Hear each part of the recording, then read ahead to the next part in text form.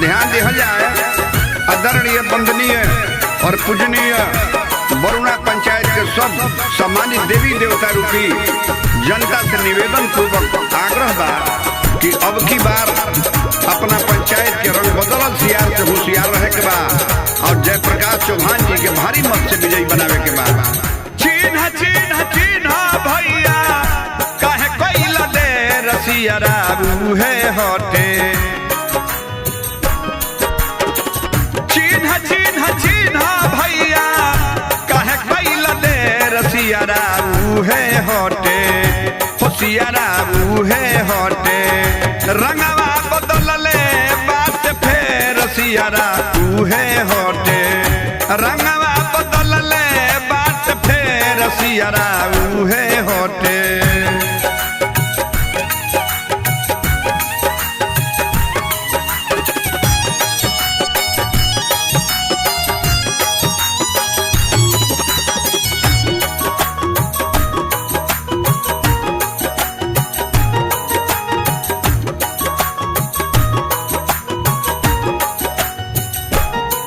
घरे घरे जोरे हाथ को बहू न देलस साथ। घरे घरे जोरे हाथ को बहू न देलस साथ। घर ही में ले बाप से रसियारा है हटे।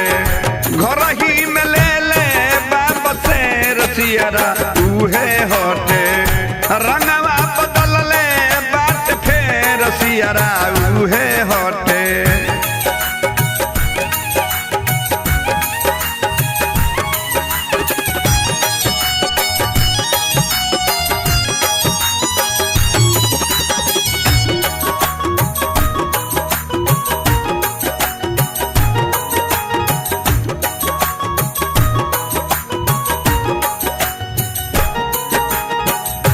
अब की हटई हरो के भोट दी हो सो जग होके।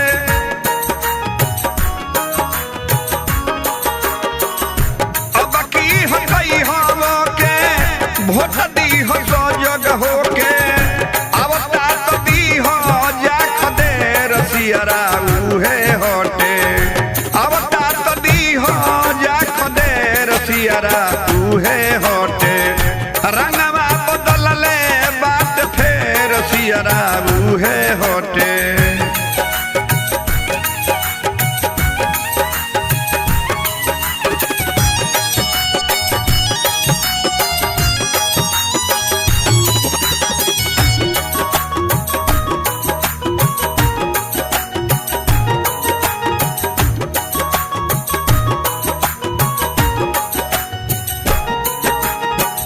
पाँच साल न कोइलस काम घूमी घूमी लिहलस दाम।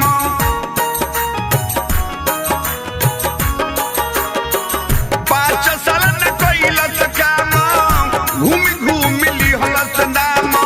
जयप्रकाश दीह तू दबे रसियारा है हटे।